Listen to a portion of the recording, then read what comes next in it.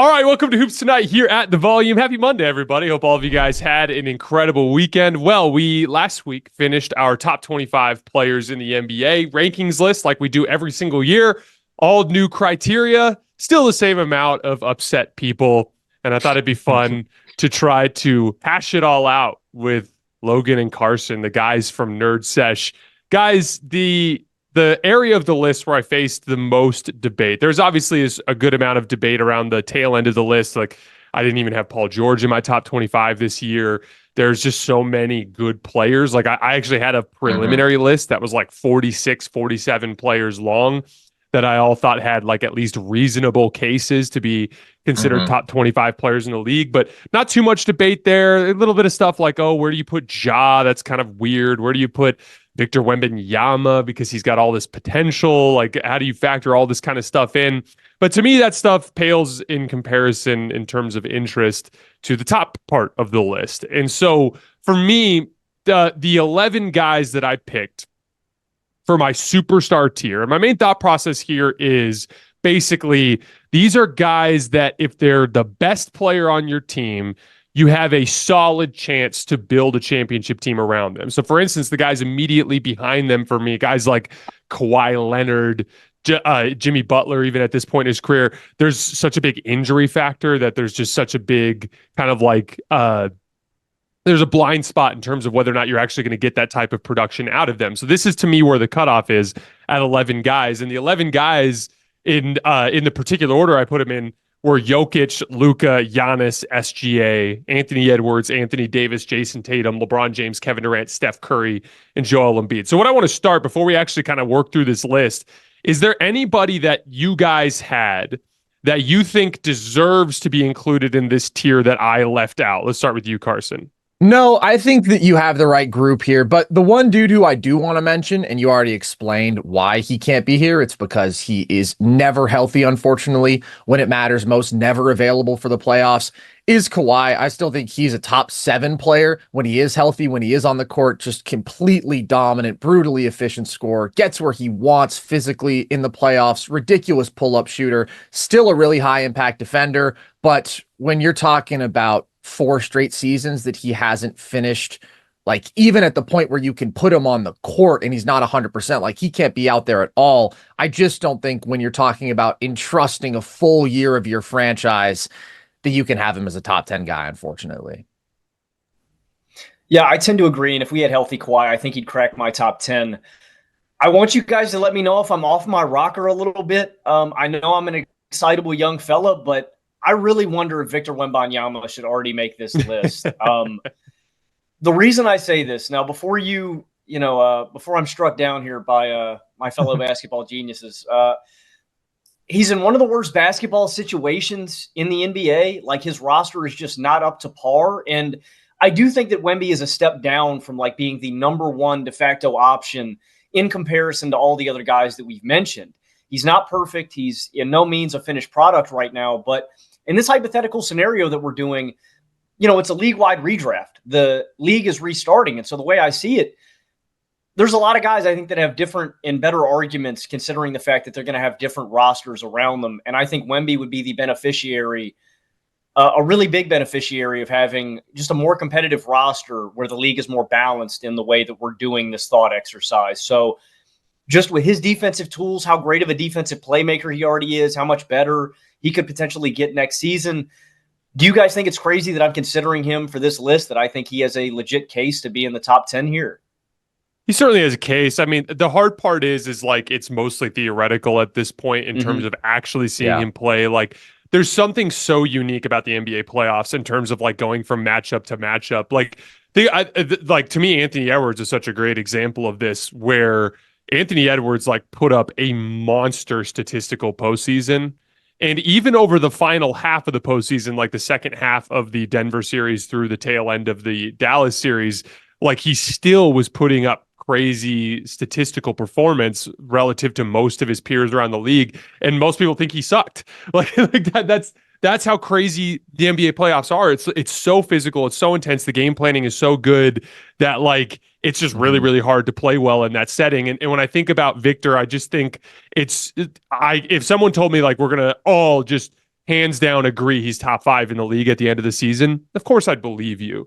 But it's just so risky and so theoretical. He was just a really tough player for me to rank in general. And for instance, the reason why I put Bam over him is I still think like for a playoff series or a playoff run this year, Bam's just experience and his ability to play in physicality and like what he can do playing with others as a 5-out big. I just kind of view him as a safer bet. The Kawhi bit is super interesting because like he's 28, 8-5 on 63% true shooting as a playoff player with the Clippers. That's an absurd, efficient, amazing production. It's just to Carson's point, like in addition to not being able to finish a playoff series in the last 4 years, there has even been examples, particularly last year when they lost to Phoenix, I should say the year before this past year, when they lost to Phoenix, and then the year that they made it to the conference finals. In both of those cases, they got to April with healthy Kawhi. Like, did our job. We got him there. And he looked fucking awesome to start the playoffs. And in both of those cases, he inevitably broke down. And so there just wasn't really a case there. The only other guy, there was 2 other guys that I saw get mentioned as potential dudes to be included in this list. A lot of like guys brought up Jalen Brunson and a lot of guys brought up Devin Booker. And again, I think both of those guys are awesome. And I do think they could be the best player on a championship team if they are surrounded by overwhelming talent. Like I think if you plug those dudes on the Boston Celtics, I think they're still legitimate, like top tier championship contenders. But I just think in terms of the physical imposition on the game and their half court shot creation ability, they're still just on a tier below the guys that are in that top tier. So it sounds like for the most part, we agree. Let's move on to the actual list. Can we all agree Jokic is one? Does anybody even want to try to argue otherwise? Logan, you got it in you? You got an adversarial take? No, sir. I'm not going to be fighting that uphill battle today. The reasoning for me was pretty simple. Like I think that, and remember, for the people that weren't paying attention during the actual list, the criteria was very simple. If we had to start a season this fall, meaning literally a month from now, and I've got to draft a player to carry me all the way through to June, and I'm building from scratch around them, who gives me the best chance? And the Jokic case to me is, first of all, I think he's the only other guy I even considered for the spot is Luka. I think that those two are clearly a level above the third best guy. But in terms of Luka, I think it's harder to craft a defensive role for him than it is for Jokic. Yeah. Jokic just has a typical high drop coverage big or low drop coverage big. His ability to defensive rebound. He's gotten so active with his hands. He's a good defensive communicator. Did not have a good defensive playoff run by his standards, but Luka's was somehow way worse. So like I find it a little bit easier to build around him. And then the two main things for me with Jokic that were differentiators were, one, I think I can run more styles of offense with him. I think his ability to just kind of flow from side to side as a 5-out big. I can plug so many different types of other ball handlers around him. The ability to put a forward next to him that can't shoot is a huge, like I was thinking about this the other day. Like, could you even imagine plugging Aaron Gordon in on the Mavs and how clunky that would be with their 4-out spacing and having Lively and Gafford rolling to the rim with a guy that you just don't have to guard in the corner, and the issues that could present. Like it just, that is a unique trait that Jokic brings to the table. I think in general that I just have a much more straightforward, but at the same time diverse path to success with Jokic as my fulcrum. Do you agree, Carson? Oh, I completely agree. I think that there's a gap between him and Luka offensively. And I understand that people get excited when Luka has these monstrous box score performances. And there's something about a player doing it from the perimeter with that sort of isolation shot making that I think people just tend to prefer as like a viewer. People tend to think it's more exciting. And so then people always want to put Luka in that best player in the world throne. I still think there's a gap. I think that with Jokic, you are getting consistently a shot quality that we've arguably never seen in the history of the sport, right? He gets himself a 65% shot at will because that is what he shoots on paint touch shots. He's too big. He's too skilled. His footwork is too good. His fakes are too effective for anybody to actually stop him in single coverage out of the post. And then he's also the best passer alive. And I think you hit on a key point with the multifaceted impact and with the stylistic versatility. Like Luka has stretches where he is relying heavily on the pull-up jumper, the step-back threes, and he is really inefficient, and he's actually taking your offense out of rhythm. And of course, that is way, way outweighed by the good in totality, but with Jokic, there is such a floor, and he's always going to be extremely impactful as a screener, as an offensive rebounder. He's going to make quicker decisions, have quicker, more efficient touches, and I do think he's the higher impact defensive player, as you say. Luka was really catastrophically bad in the finals, and I don't think that he is that bad of a defender. I didn't think he was that bad of a defender in the regular season. And there are some people who will say, well, it's harder to build a good defense around a mediocre defensive center, which you would say Jokic is a pretty average defensive center, than it is even a bad perimeter defender like Luka. And while I can kind of understand that perspective because center is the most important position, I don't think it's true if you look at the 2023 Nuggets and the level that they defended at. And Jokic was legitimately defending at, I would say, a slightly above average level in that run because of his hands, his IQ, and the Aaron Gordon rebounding. part. The Aaron Gordon part is the interesting part because, like, again, he is one of the best defensive forwards in the league, and you can't play him alongside a certain types of centers. Like, for sure, that was a role for him that never worked until he went to Denver. Yeah, and Jokic is such an effective off-ball player too, right? When we go back to the offensive side, like, this is a big who curls around screens and can hit the mid-range jumpers. He runs inverted pick and roll. It's just such a remarkably versatile skill set. The efficiency, I think that he's clearly number one. Yeah, they're relying on, I'm going to pitch it right back to you, Logan, here in just a second. The relying on the step back jump shot piece is super fascinating to me too, because, like, again, he shot 38% on step back threes during the regular season, which is a great number. And so in the large sample, there's a points per possession element with Luka that you get that's super advantageous. And that's the thing. Like, he's like basically any half court static action, he's going to get you 1.1 points. Like, which is awesome on the massive volume that he's doing. He did something crazy, like, I want to say over 2,000 pick and rolls, ISOs, and post ups, including passes, which is just an absurd number. Like, his volume and shot creation just doesn't even resemble what you see elsewhere in the league. But for the record, there's just that you get to the postseason and those further shots away from the basket, the field goal percentage starts to dip. Like, he shot 32% on step back threes in that playoff run. In the NBA Finals, specifically, he shot 24% on step back threes, or on three-point shots in general. So, like, again, that's becoming an issue in terms of that small sample. When we get there, he can't make it, which is eerily similar to the conversations we used to have about James Harden, where, like, he would just have these crazy step back jump shooting seasons, and then he would get to the postseason and they wouldn't go in at the same rate, and it would become an issue. And the one of the stats I saw that I thought was super fascinating, there's this stat on Synergy. It's called score percentage. I'm sure you've seen it, Carson. But, like, the one of the things that score percentage quantifies is just the sheer percentage of your possessions that you end up leading to points, right? And specifically, Jokic's score percentage on his shot creation is above all of his peers around the league because of the fact that, like, there may not be because he takes so many hooks and floaters, there may not be the same, massive sample size efficiency that you might get from a guy like Luka because he's taking so many threes, but he's just getting these incredibly, like, consistent baskets. There's the poor shooting nights are few and far between. And so I think it's a pretty clear case. Logan, I have Luka at 2. I'm assuming that we're all on the same page there. Do you think that there's any case for Giannis at 3 to be above Luka at 2?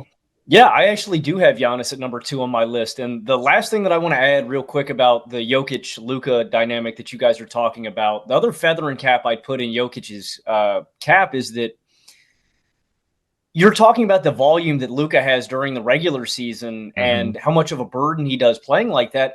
I think that's a reason that Luka was so banged up last year. It's hard sustaining that kind of load on your shoulders every single night. And Jokic's play style leans himself into, not taking that kind of beat up. Also, just the way he's built. He's strong as an ox. The guy's built like a tank. Like, his play style and I think the way he plays the game just lends himself to being more healthy, more consistently, and just better when it comes into those late game scenarios. Also, I think If I can add one thing real quick, Logan, just because you were mentioning volume, the other thing that we've seen, and one of my takes that makes people more irritated sometimes, is that Jokic is the best scorer on the planet, which I do think is a more vulnerable title because his jumper was quite cold at the end of last year in the playoffs. But when the jumper is falling, I think that he is. And the reason is that he's completely unstoppable out of the post. And that is simply the most efficient offense anybody can create for themselves. And in the playoffs, he ramps his volume up. He's a 30-point per game playoff scorer in the last 4 years. And he does that with better efficiency than anybody else with remotely comparable volumes. So I do think, Jayson, you mentioned the volume that Luka has offensively, and it's still a little bit greater than Jokic's, but Jokic's volume ratchets up as a scorer in the playoffs, and we know raw volume generally isn't the best way to be a ceiling raiser offensively. You probably have to decrease your usage a bit to have more off-ball value, to play a more conducive, free-flowing style of offense. That's the last thing I wanted to say. Mute my mic on all Jokic matters from now on. I'm done for the day. 100%. 100%. But I do have Giannis at number 2 on my list, and his injury history at this point, guys, is very concerning. We're talking about these injury-prone players that maybe we omit from this list. The Kawhi Leonards of the world, if he's off your list, if Embiid is off your list, if you're concerned about Kevin Durant getting up there in age, Giannis Antetokounmpo, Jimmy Butler as well, Giannis is slowly kind of creeping into that territory, right? He's played in 3 playoff games the past 2 seasons, and I understand that being a component for him being lower on this list for some people. But when it comes to the Luka Giannis dynamic, you don't have to gimmick up your defense around Giannis. You know, you don't have to, like Luka, you don't have to just put him on the corner and hope that Luka pays attention. You know, he's not a traffic cone. Giannis is still really impactful on that side of the ball, and I just value that two-way impact a little bit more than Luka's ability as an offensive engine, because I think he's brilliant, right? I think he's the second best offensive engine in basketball. I think he's the second best playmaker in basketball compared to Jokic. And he's arguably the best scorer in basketball. You just talk about that, Carson. Jokic, I think, consistently has a higher floor, but because of Luka's volume and that three-point shot, he's a little bit more prone to the scoring explosions. I mean, the guy dropped, 70 last year on the Hawks? Like, I just don't think Jokic is ever going to impose himself the way that Luka does in that respect, where he can have those kind of explosions. But on Giannis versus Luka, I know Giannis is flawed still as an offensive basketball player, but he's grown as a playmaker legitimately. He is still unstoppable in certain matchups. Jayson, you're talking about the dynamic of matchups in the playoffs at the start of the episode. You have to have a Giannis stopper on your team, and there are just some teams that don't have that guy. And so I know that Giannis is flawed as an offensive player. He's never going to be that kind of perimeter initiator. You probably never want to go to him in late game moments, right? He needs that high level guard that can complement him in crunch time.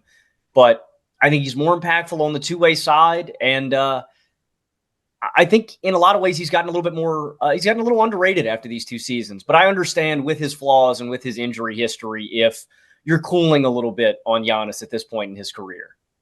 It's been interesting how these 3 guys have kind of like jockeyed around for me, but then still kind of landed in the same place. And what I mean by that, it's been weird seasons. Like as Carson pointed out, like Jokic to me last year was head and shoulders above the rest of the league. Like I didn't think it was particularly close. I do think it's close now. I think that Jokic's decline as a jump shooter was a real problem in last year's postseason. I mean, especially in that Minnesota series, like he kept popping open to the top of the key and he just literally couldn't make a shot. Think about how big of a deal in the 2023 playoff run it was that he could just drive closeouts. Like how often he'd be like beating Bam or beating AD with just a pump fake from the top of the key because the dude was shooting 45% from 3. And yet at the same time, after all of that, after he declined as a jump shooter, after he had a worse defensive postseason than he's had in a few years, still had him at number 1. And then it's like Luka, kind of like in a weird way, and I feel bad saying this because, like, I mean, he made it to the finals. He had easily the biggest moment of the postseason with that game winner over Rudy Gobert. In general, had a bunch of big moments over the course. He had a bunch of big moments over the course of that postseason run. But it's like all I can see is like there's a couple things that stuck in my head. Like he consistently kind of struggled at the end of games. That Gobert shot was a big shot, but he shot poorly in clutch time in that entire postseason run. He tailed off at the end of games. He looked like he was getting tired. He looked like he was struggling to get separation. The Celtics series, we've talked a lot about the defensive end of the ball, but like his jump shot fell apart at the tail end of that series. When they went to Dallas, he couldn't make a jump shot. And it like from 3-point land in particular was like really, really struggling. And then Giannis, it's like I actually thought he deserved more consideration for MVP last year. And then he goes and misses the postseason again, and he's played 2.5 postseason games in the last 27 months. And so it's weird because all three of them kind of have these different, kind of like down marks for different reasons, but I kind of have them all landing in that same kind of hierarchy that I had. And the conversation is simple. Luka's benefit, to me, is very similar to Jokic in the sense that he's very physically imposing, very difficult to match up with. Like him just ripping through Jaden McDaniels like tissue paper is actually crazy. It reminds me of the previous year when Jokic ripped through AD and then like ripped through those guys. Like it doesn't make sense what Luka does to extremely gifted perimeter defenders because of his size advantages. It's just simply because he's not quite as amenable to playing with others, and because he's just not quite as consistent on a possession by possession basis with the variability, I have to put him a level behind. But that said, like to me, the gap between what I can do with Luka on offense and then cover for him on defense versus if I was building from scratch with Giannis, especially within the context of this type of format, it's just a little bit too wide of a gap for me. Like if I draft Luka, from there, I theoretically could just take extremely high level role players the rest of the way and have a good chance to win. If I take Giannis, I gotta find a high level ball handler, like a really high level ball handler. And theoretically, in a snake draft, like if I drafted third and I took Giannis, I might not get the player until player 56, 57, right? So like there are some limitations in terms of building around Giannis from the standpoint of like he's this absolute wrecking ball of production. I do think he's one of the top tier defensive players in the league in a high leverage situation, like a postseason series. His ability to be in two places at once on defense is like cheating. It's like crazy. He is such a valuable weapon, but there's just like he's going to turn 30 this year and he still doesn't have a left shoulder hook. Like he doesn't have a shot that he can go to over a defender that goes in more than 42% of the time. And that's an issue. Carson, did you have Luka over Giannis? So I'm going to be in a category of my own here. I do have Luka number 2 on this list with your criteria, Jayson. But if we were doing a ranking of these players in a vacuum, then I would have Giannis number 2. I do think that Giannis is slightly better. Like just for a one game that starts tomorrow. One game, if health were guaranteed. That's honestly the thing that makes me give Luka the edge here. And it's not that Giannis is consistently hurt even. It's just enough of a concern. Luka is very available. And even though he was dealing with some nagging injuries in this playoff run, he was still out there. He was able to play. Whereas Giannis, we're talking about, again, 2.5 playoff games in the last 2 seasons. I do think that they're very close. The reason that I give Giannis the edge is I think Luka is just flawed enough as an offensive engine. Even though he is great, I think he's one of the top 15, maybe about the 10th best offensive players that we've ever seen. But compared to Jokic, there is a gap in terms of how conducive the play style is to scaling with other really good players. Again, when it comes to ceiling raising. Off ball, Luka has improved a bit, but there's still lots of room for improvement there. And there is a volatility that doesn't exist with a Jokic. And I'm only saying that. I know that I said I wouldn't mention Jokic again, so I cheated. But the point is the difference between the two of them, because they are the two best offensive engines in basketball. But why I do view Jokic in a bit of his own tier, and I think that Giannis in a vacuum is actually slightly better than Luka.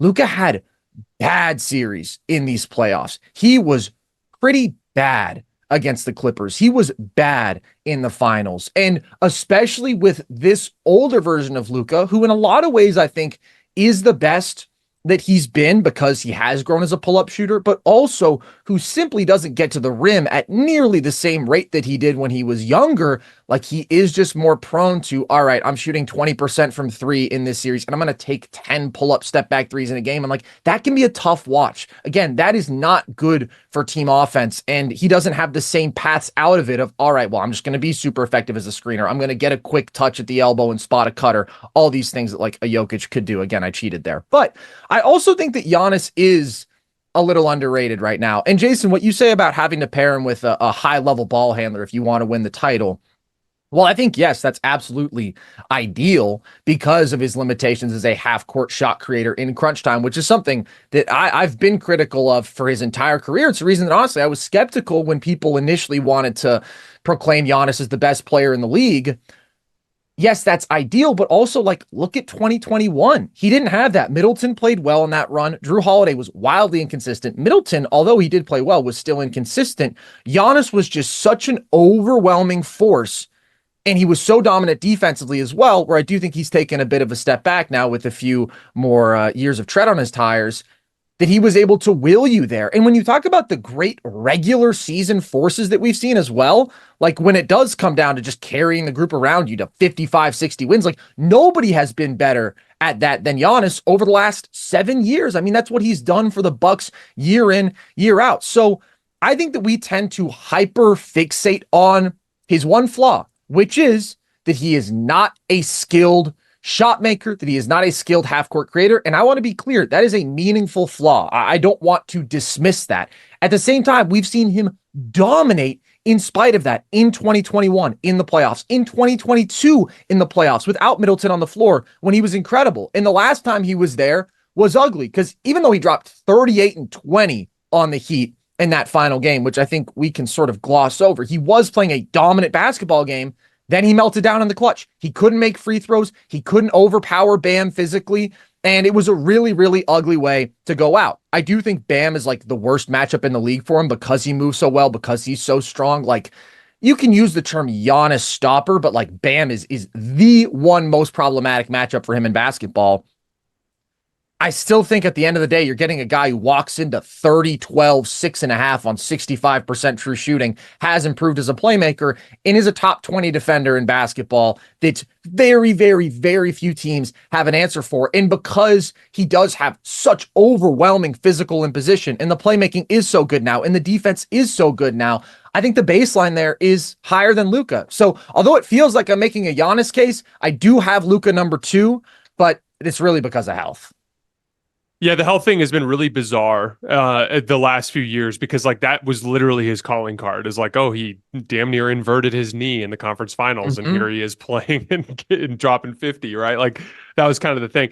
I don't want to try to, because that's the case that a lot of people made in the comments when we were doing the Giannis case was like, what about 2021? And I don't want to undercut that because a couple things. First of all, like Chris and Drew, there's more to that identity of that team in the sense that like that was very much a defensive minded team that mucked things up. And it was kind of like, as long as one of Drew or Chris has it going tonight, we have a really good chance of winning this particular game.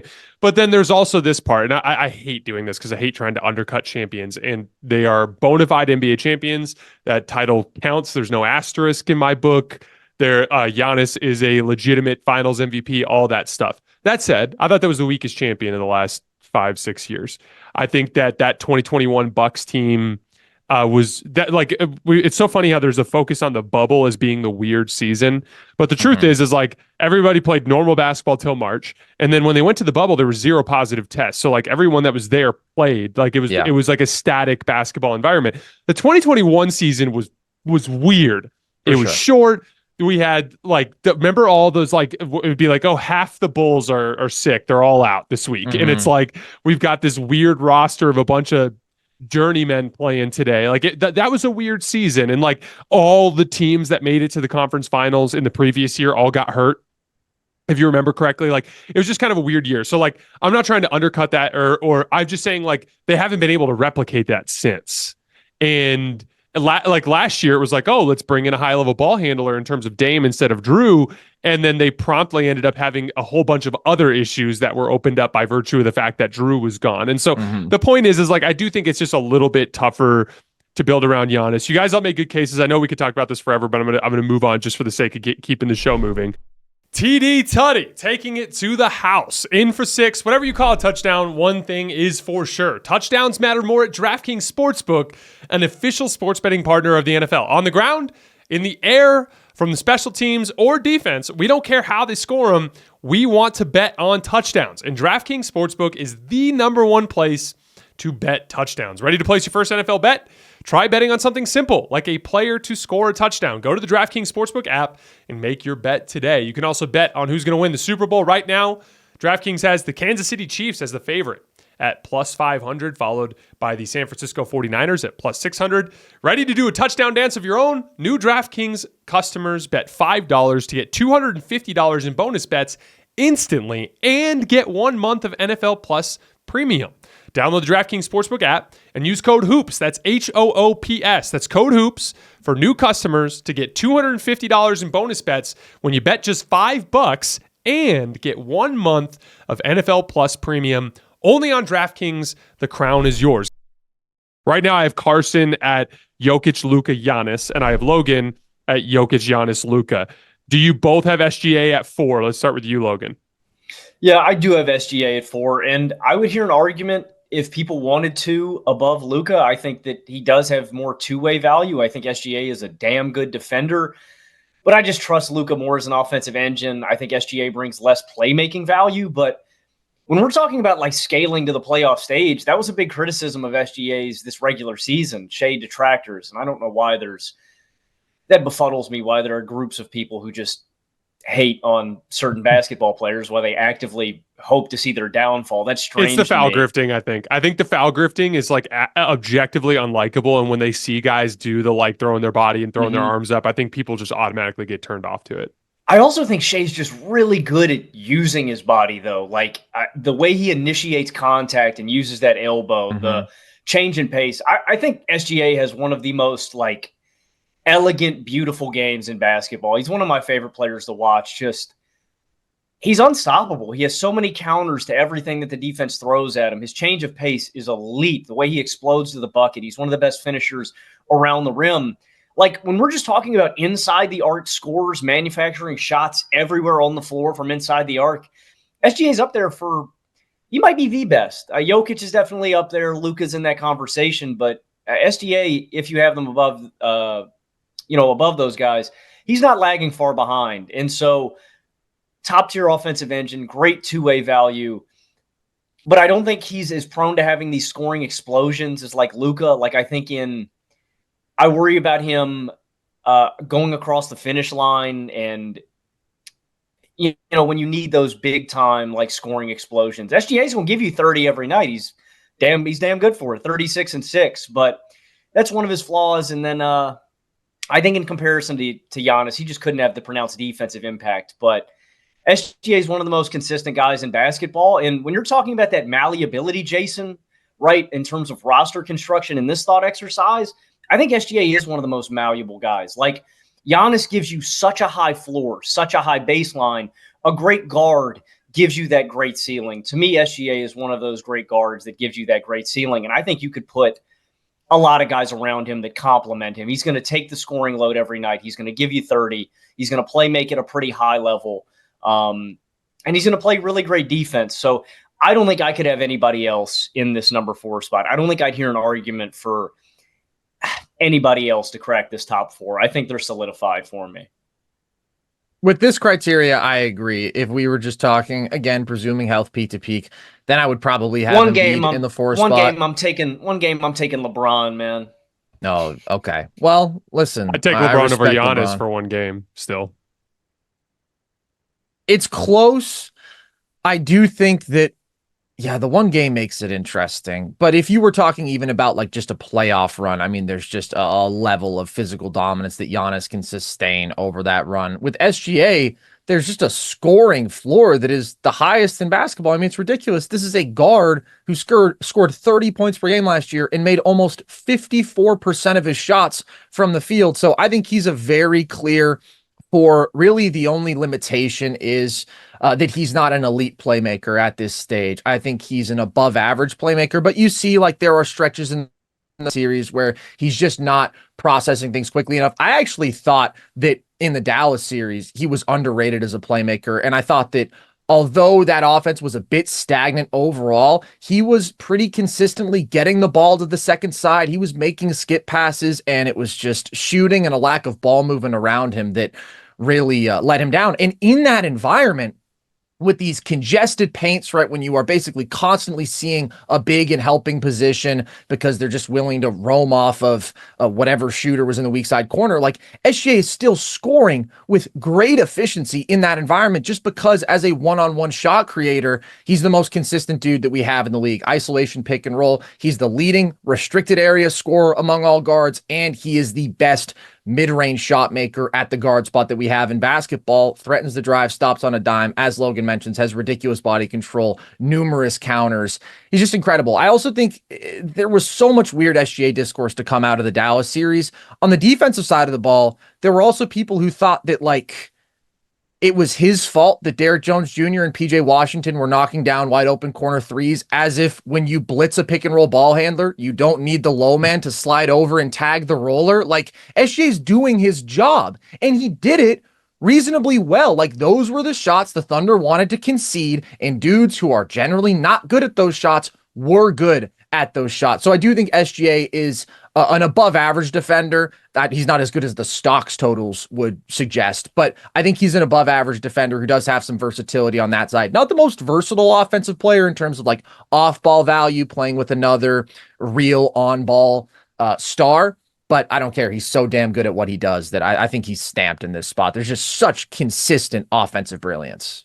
Yeah, I'm actually like really interested to see how he plays over the next few years as Jalen Williams gets better and as Chet Holmgren gets better, because you're right. Like he's a bad catch and shoot player at this point. He's kind of a little bit of a catch and hold kind of guy. And so I'll be really curious to see how he develops in that regard. Like I think he's closer to Luka than he is to Jokic in terms of offensive engines that have like real ball and player movement kind of baked into their game, which I think leads to like I think that heliocentric style and ball handlers that like can't play off the ball, I think they do lead to a little bit of a diminishing return there. Like just simple example with Luka, like one of the reasons why you can get away with sticking Porzingis or Horford on PJ Washington or Derrick Jones Jr. and just having them camp in the paint and ignore those dudes on above the break jump shots. One of the reasons they can get away with that is because PJ Washington and Derrick Jones Jr. aren't involved in action. They aren't like coming out of a dribble handoff in the corner. Like, cause that's the thing. That's how you'd attack. It's like, okay, PJ Washington is not hitting above the break threes. So that means that our center can park his ass in the paint and help everywhere. Right. Well, what if you actually made Porzingis or Horford run through a few dribble handoffs? Like that's where you could start to get some real, not to mention PJ Washington and Derrick Jones Jr. are athletes, and they're athletes that can get downhill and try to make plays. But like, that's the thing is like, that's just not the way Dallas plays. It's not the way Dallas plays. Like, and so what's so interesting is one simple defensive adjustment literally crippled Dallas's offense because Luka only can play one way. And that to me at this point in his career, and that to me is, and for the record, it's not just Luka's fault. Part of it is the way Dallas has empowered him. And there hasn't been enough focus organizationally on playing a different style. And you could tell, I mean, even that Mark Cuban interview the other day, and it's like, oh, Klay Thompson, like he's not going to have to like run off of screens like he did in Golden State. We're going to spoon feed him wide open threes in the corner, which one, isn't how basketball works. And two, that doesn't actually sound like something that'll help you the way that you think it will. Like it's an organizational philosophy that is very much set around, we're going to have Luka create everything and spoon feed everybody everything, and there's a diminishing return there. I'll be curious to see how Shea develops in that regard, because he's going to have no choice, because this Thunder roster is so good, and Jalen Williams is that level of player where he's going to have games where it's like he's the one who has it going. That said, I agree with you, Carson. I thought it was bizarre how SGA was covered after that playoff run. I thought for his first playoff run as the guy with like real expectations, I thought he did pretty damn good. He was this close to the conference finals, this close. He actually out-executed Luka down the stretch of that game. He just made one defensive mistake. He fouled PJ Washington in the corner. Shea was insane at the end of that game. Remember that step-back three he hit right at the top of the key that kind of like took the edge off? He had that driving dish to Chet Holmgren for the dunk. He had a pull-up shooting stretch earlier in that game where he got crazy hot and hit a bunch of 15-footers in a row.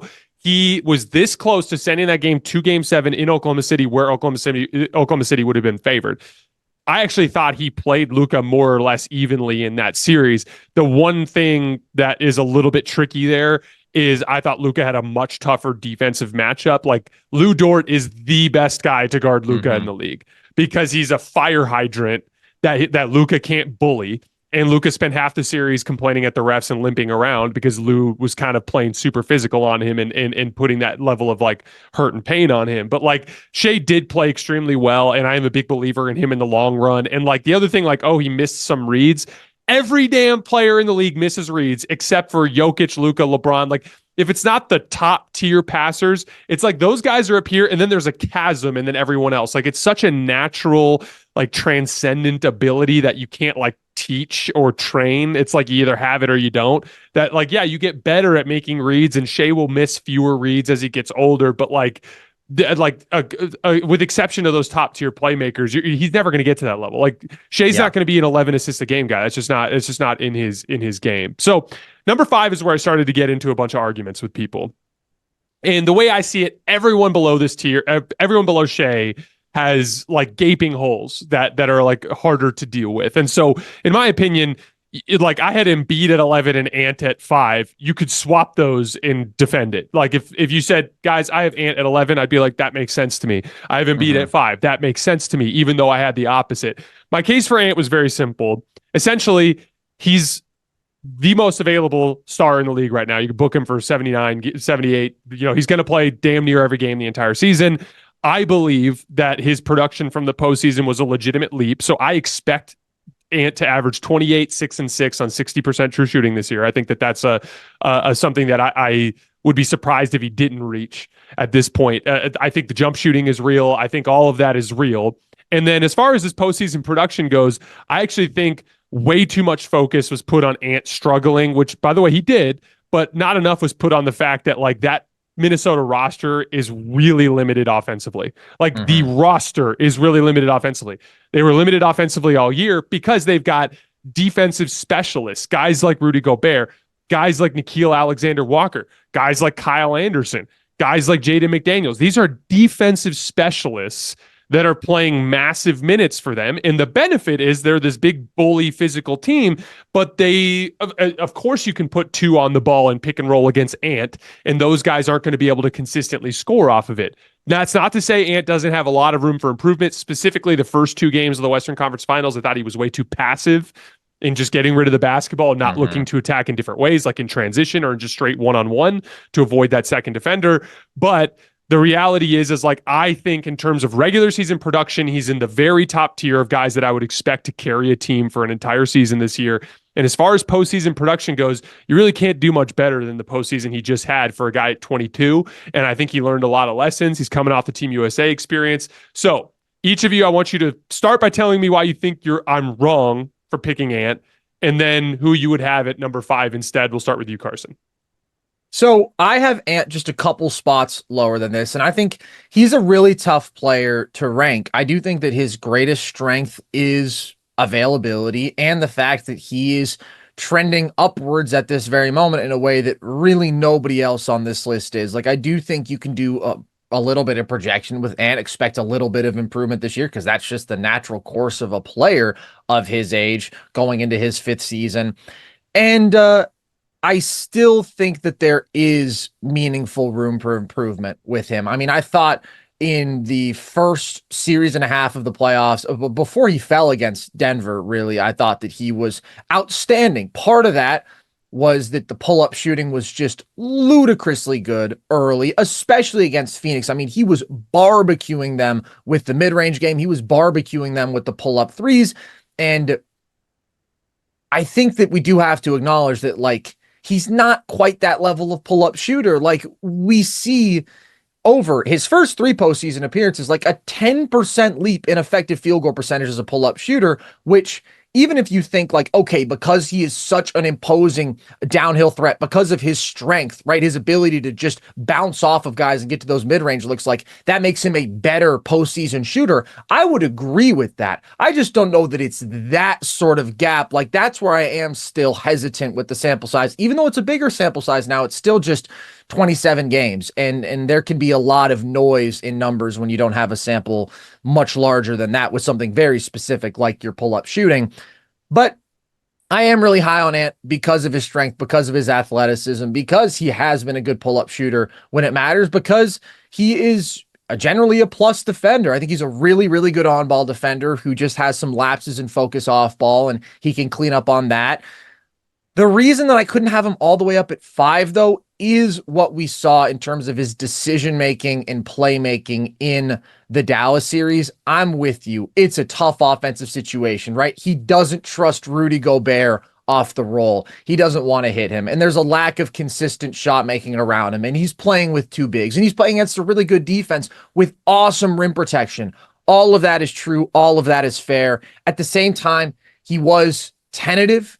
He was not willing to at least pressure the rim at the necessary level. Like, even if you're facing a great rim protector, right, and it's a congested paint, there are more good outcomes than bad just for getting to the rim if you're Anthony Edwards, right? You make a kick out pass, you find an open teammate, you draw a foul, and yeah, maybe you get blocked, maybe you don't finish the layup. But also, he's like one of the best contested finishers in the paint in basketball. So I want to see him lean into his greatest strength more, which is that freakish downhill pressure that he can apply. And again, I just think when it comes to diagnosing the defense, making those skip passes, there's room for growth. I thought that he was okay, but compared to somebody who I actually have higher than him, like a Jayson Tatum, I do think that Tatum is a more mature playmaker. I do think that Tatum brings a more consistently elite impact in the non-scoring areas of the game, rebounding, defense.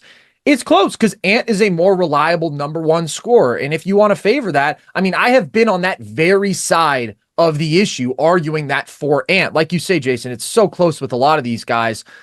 But I think Tatum's just reached the point where, like, he's so great at everything, but the consistent pull-up shooting where he was really bad in these playoffs, that when that shot bounces back, which is going to some extent, no matter what you think, like, that's just a more complete, refined superstar, impacting winning in every way than the very young Ant who we have at this point. I really like this take, though, Jayson. Well, hold up really quick, Logan. So, Carson, you have Tatum at 5. I do have Tatum at 5. Okay, go ahead, Logan. Interesting. Yeah, I have Ant down at number 7. I have 2 guys ahead of him. I hear you, though, because I don't think that Minnesota does him many offensive favors because of his situation. So when we're talking about doing a redraft like this, I actually think that Anthony Edwards is a guy who would be better if you put different personnel around him, more shooting, right? We're talking about the upper echelon offensive engines. Ant doesn't really have a chance to do that because of the personnel around him. I do agree with you, Carson. I thought Ant had his moments playmaking and decision-making in this last run, but it wasn't elite. I also think, again, that has to do with how much he trusts his personnel to do their thing. So I think in a different situation where you give him a role man that he trusts, he could spoon feed him easy looks, right? I think in a different situation, he would look a lot better, but I think there is volatility with the pull-up shooting. I think Ant is going inevitably.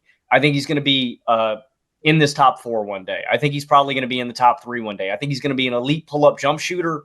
The reason I have him down at number 7, though, is I just don't know if I can trust Ant to shoulder the load of an entire side of the basketball just yet because of those limitations. I think he's a good defender, and you can build a great defense around him. I think he's a good playmaker at this point. To me, it's like it's hard with the situation, again, because the Wolves are a great defense, and Ant is their number 1 offensively. But I just trust other guys to impact the game, in other different facets more. I do have Tatum above him, and I have one more guy above him that I just trust more to make me elite on one side of the basketball. And so Tatum at 5 or Tatum at 6? I have Tatum at 6, and then I have Anthony Davis at 5. Anthony Davis at 5. That's interesting. I have Anthony Davis at 6, so we're going to debate him in just a minute. Did you have any other thoughts on Ant before we?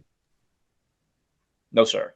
Okay. So, couple stats really quick for you guys. Jayson Tatum's playoff run. 25, 10, and 6 on 55% true shooting. 25, 10, and 6. Anthony Edwards' Western Conference Finals, the series everyone thought he sucked. 25, 9, and 8 on 54% true shooting. But does that feel reflective? I mean, think about all of the stuff that doesn't show up on the stat sheet. Think about like all the advantages Tatum created, putting the defense in rotation, maybe not an assist, how he changed the entire series defensively. I think that was more of an advantage for Tatum than for Ant. I think that Tatum is a far more impactful defensive player right now. Mm-hmm. I think you were a little bit more high on Ant on the ball even than I am. I think we're not factoring in enough the job here. Like, you realize what was the advantage that Tatum was creating for the Celtics? He was running ball screens, typically with guards, where he would draw a second defender and then throw a shovel pass over to Derek White, standing wide open at the top of the key as the defender's closing out at his other opposite shoulder, and Derek White would rip through, finish the advantage, and go from there. Or Tatum would get a weaker defender on a switch, someone like Jayson Tatum, beat him off the dribble, make that first drive and kick pass. You don't think Anthony Edwards could do that? You realize Anthony Edwards was bringing a second defender to the screen every single time against Dallas. The problem was, as a team, they couldn't confront it. And again, like, it is being painted as like a choke job of a series. He had 39 assists and 17 turnovers in 5 games against a defense that was entirely geared to slowing him down. Now, for the record, I actually agree that if I had to start a playoff series tomorrow, I would still give a slight edge to Jayson Tatum. But as I discussed in my list, this is a theoretical situation where my playoff run is starting in April. I've got another 7 months worth of reps that Ant is going to get. I've got a lot more experience that I'm building around Ant over that particular time. The point that I was trying to make is that, like, literally at this point, like, Jayson Tatum in a situation that, like, guys, let me just paint it for you very simply. If we just took Anthony Edwards and swapped him for Jayson Tatum, just think for a minute, what would the offense look like in Boston? Like, what would it look like? Do you think Ant would struggle to generate shots for that I think team? it'd be beautiful. It'd be beautiful. Can you imagine, guys, this was what was crazy. Like, Anthony Edwards got more shot attempts at the rim than any guard under 6'6" in the entire league, playing alongside Rudy Gobert in a 2-center system with a bunch of defensive specialists on the floor. Like, that's the type of rim pressure that he brings to the table. And so a lot of my pick there with Ant is I'm projecting him to have an MVP caliber season. I think he's going to be finish in the top 3 or 4 in MVP voting. I think he's going to play 75 plus games. I think he's going to be one of the best playoff players in the league next year, even though there are some limitations there. And I agree, there are certainly some limitations there. I think I'm with you guys. I think he's barely scratching the surface of his potential. But I think a lot of the way we discuss Tatum, like, he is an incredibly versatile basketball player. I want to be clear about that. But, like, his weakness is top end ability. Like, he does not have an elite first step. He is not an elite shooter. And when you are playing in situations where the talent around you is not as good as it is elsewhere in the league, that is where your top end talent is what allows you to transcend the circumstances around you. And, like, let's take this, for example. If you ask Jayson Tatum to run the Minnesota offense this year they were what? 18th in offensive rating. What were they? 17th, something like that. Yeah. I'm pulling it up real quick. The Minnesota Timberwolves this year were 17th in offense. If Jayson Tatum was the primary offensive engine for that team, are they a top 10 offense suddenly? No, absolutely not. The gap is not offensive. I want to be clear about that. I do think that Tatum I think he is a slightly better playmaker than Ant. I think he's clearly a better playmaker than Ant. I also think that Ant is clearly a better scorer. So that's the thing. That's the only reason that I advocate for Tatum at all, because I think it was a brutal postseason for him as a scorer, but I thought it was really good in terms of playmaking. The gap to me is defensive, and the gap is, if we're starting a team from scratch, Jayson Tatum is the most versatile player in basketball, and that's where I couldn't agree with you more. He doesn't have an A+ trait. He is B+ at everything, though, and that does create a malleability where he can be effectively your point guard offensively in the NBA Finals, and he can be your center defensively.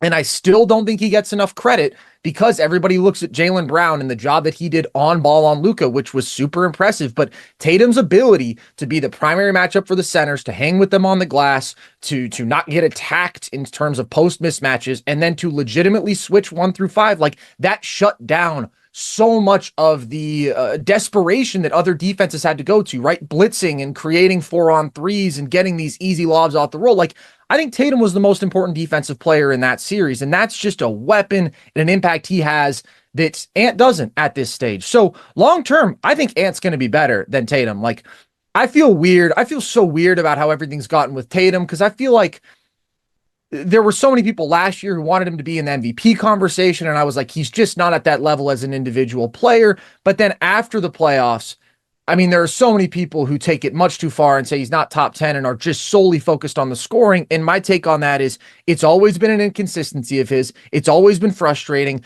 The three of us have harped many, many times on his reliance on the pull-up three and the volatility there. Like, we can't pretend that that's never going to happen again, that like was just some miraculous misfortune in this postseason.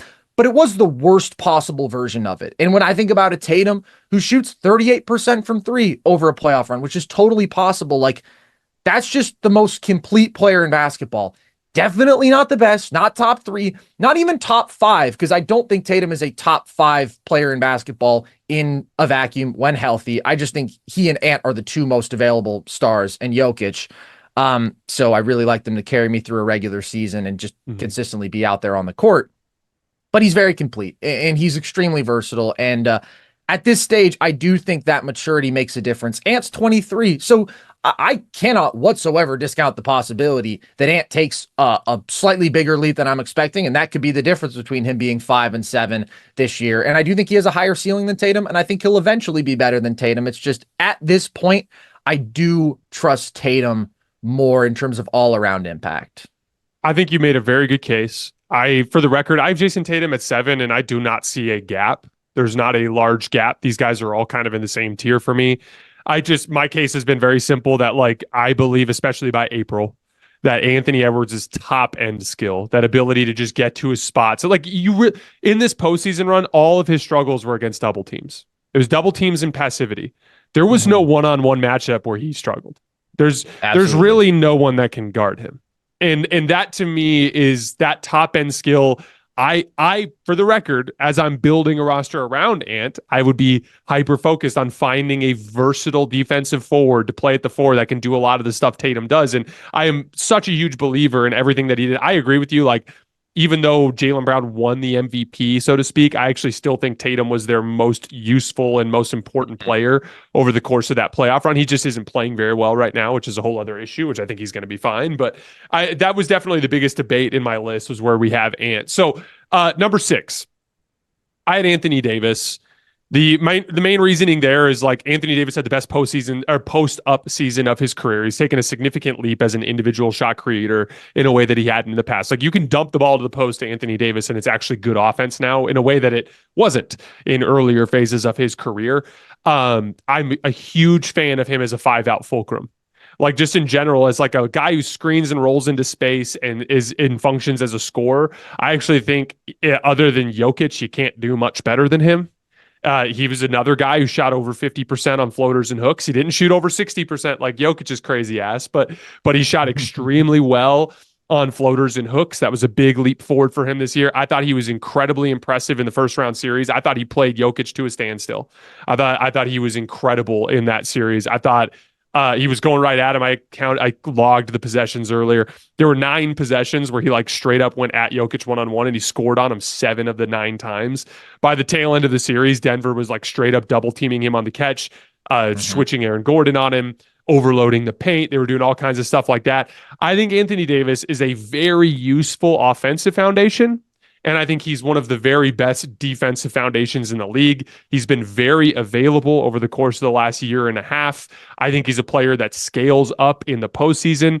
I think he's incredibly versatile to build around. I can run 4-out offense. You could plug in with Luka and he'd be the most devastating roll man in the league as a spamming high ball screen kind of guy. But you could also put him in Golden State and he could run 5-out offense. You could put him in Sacramento. You could put him with any type of guard, any type of wing. Hell, he's playing with LeBron James as a forward where they're switching all these actions and he's still having a bunch of success as a post player. I just am super high on Anthony Davis. I think he's been playing at an incredibly high level in the calendar year, going from the tail end of the regular season, that first round series against Denver. And then he was one of the 5 most impactful players on Team USA this year. I'm really high on Anthony Davis. I'm going to kick it to you first, Logan, because I know you're really high on Anthony Davis. So tell us where specifically you had him ranked and why you feel that way. So I have AD at number 5, and it's the difference in consistency that I feel like I'm getting with Anthony Davis, right? 2 years ago, 3 years ago, every other Davis, and it was a reasonable knock, right? That was what everybody said about him. The passivity, the inability to play hard. Like, he looks scared out there. Anthony Davis to me looks confident in a way offensively that I've never really seen him before. And it looks very different from his elite jump shooting run during the title run. It looks very different from even New Orleans when he's handling the rock. But I think it's a more reliable and refined offensive game. It's, strength, where he has a strength advantage over most big men in the league today, and he can go through guys and use that physical kind of game. But he's also got a little finesse, right? Shooting turnarounds over his shoulder, the hooks and the other aspects of the post game that he's added to his bag. And so I think he's a good offensive floor piece. And then defensively, he's the best defender on the planet, and he's going to make me an elite defense. The reason the Lakers have been a good regular season team is because of Anthony Davis. And when we're talking about it in this sort of context, the malleability of my roster, Anthony Davis complements anybody that I get him, right? I can pair an elite defender and shooter alongside Anthony Davis. I can get a guard, and he's going to set screens and be a great complement for him there on the roll. But he gives me the highest defensive baseline of anybody in the league. And you talk about that series against the Nuggets. I was really high on Anthony Davis coming into the postseason, coming into last year, right? He was a top 10 guy to me. That series that we saw against Denver, and admittedly, Jokic did not play a good defensive series. Anthony Davis kind of bullied him offensively, that is. And it was a weaker matchup, but I was really impressed. And that offensive difference is why I'm fine with him being 5, right? 2 years ago, 3 years ago, those offensive limitations may have put him lower on this list, but I'm confident in him as an offensive player. And it's that ability to anchor the glass. It's all of it. He's super well-rounded, and I just think he'd complement anybody that I could nab in the second round. He just gives me such a high baseline. I know we're going to get to the playoffs. I know we're going to have an elite defense, and he's going to do enough offensively on a night-to-night basis to carry me through. I'm really, really high on AD, and I don't know when the drop is coming, right? AD's getting up there in age, but to me, he's still in his prime a little bit. And this version of Anthony Davis is a little craftier. He's a little smarter. It's a grown man. I know what I'm getting. He's a real sure thing. And so that's why AD is 5 for me. AD is tough. I have him at number 8. I think he's better than Ant. I just think health is more of a concern here. And he just had his healthiest season in a long time, arguably of his career, which was awesome. I just cannot erase the track record, which is that he's one of the most injury-prone superstars in basketball. 2021 misses half the games. 2022 misses more than half the games. 23 still misses 26 games. And it's great that he was fully healthy this year, all the way through the postseason even. But I still think that that's an advantage that an Ant, that a Tatum have, that I just know that I can pencil them in for 75 to 80 games, and I cannot possibly do that for Anthony Davis. However, I do think he and LeBron are very, very close for me. I went back and forth between the two of them. Ultimately, I think I would rather take LeBron for that one game do or die format because of how he can just completely control a game offensively and impose himself physically and just create great shot after great shot for himself and others. But I do think AD is their most important regular season player because of what he brings as a defensive anchor. As you mentioned, Logan, I think he's the best defender on the planet. I think that he is the most complete defensive big when you consider the ability to guard in space, to play multiple different coverages, to be an elite rim protector, having great hands, right, when it comes to getting in passing lanes, affecting pocket passes. And he's a dominant rebounder of the basketball at this stage of his career. All of that makes him like the perfect 1B. The other reason on top of his health that I couldn't quite have him in the top 5 is I do just think there is still a different level of complete offensive dominance from most of the dudes in that range, or with Tatum at least, there's a different level of offensive versatility. Like AD at this point is a damn good scorer of the basketball, but of course he's more limited as a playmaker than anybody else who we're going to talk about in the top 10, and he just can't carry that sort of usage, carry that sort of load where he is elevating a team offense in the same way. He is very much meant to be the play finisher. And you mentioned, Jayson, he's improved as a self-creator. He's a really good post player. His touch has been phenomenal, but fundamentally, he is built to be the interior finisher, in my opinion, alongside a great pick and roll ball handler, a great perimeter offensive player. And so basically to be a number 2 offensively, just a great number 2. That's the reason, along with his health, that I have him a couple spots lower than you guys. I just think there are certain dudes who can carry heavier loads. Everybody on the list offensively. Yeah, it's weird because everybody after 4, I think, has a glaring hole. Like I have Anthony Davis at 5, or excuse me, Anthony Edwards at 5. For him, it's experience and decision making, right? Like it's like you can't afford to have 2 really bad games in the Western Conference Finals because you can't figure out what's happening to you. Like he averaged something crazy, like 28, 9, and 10 over the final 3 games of that series. Like he woke up, but it's like those 2 games he fell down 2-0, and both of those games were winnable. Those were both games that were close, and it's like that's catastrophic. AD, I agree with you. He's just doesn't quite have that like real offensive engine type of capability. We talked about Tatum and how he doesn't have an A+ skill. They all have those issues. And so that to me is where like you could really you could like devil's advocate your way into anybody on this list being anywhere. Like just by hyper focusing on that, like AD should be 11 because he's not as high level an offensive player. Like Joel Embiid should be number 5 because he's won an MVP. You know, like you could go back and forth on any of these guys, but the case you make, I think, makes a lot of sense. There's a certain amount of wishful thinking with AD's availability. He's been very available for a season and a half. Is that a blip or is that a trend? Well, that's what we're going to find out, right? Like you can definitely poke holes there. But for me, yeah, one of the other things too for AD while I had him up there, he's one of my favorite rock fight players in the NBA. Like when you find yourself in like a real just shithole of an ugly playoff game, like he's just a dude you want on your team because he's going to get offensive rebound putbacks. He's going to be banging and playing in the physicality and doing well. Like he's just the kind of guy I like having in those settings. Number 7, I had Jayson Tatum. We're not going to spend too much time on him here. Just because we've talked about him quite a bit. But yeah, again, Carson, I thought you did a wonderful job breaking down his defensive versatility. He, in all likelihood, is the most versatile defensive forward that's not a center. I think you'd rather have a guy like Bam or AD playing those kinds of roles, but it's just unrealistic because they're centers. But like among the non-centers, he's our most versatile defensive player in the NBA. I would even include Giannis as like a center type of archetype in a lot of ways. So like I agree with you in that sense. I thought that like his offensive role was very small and simple, but I also thought he executed it well.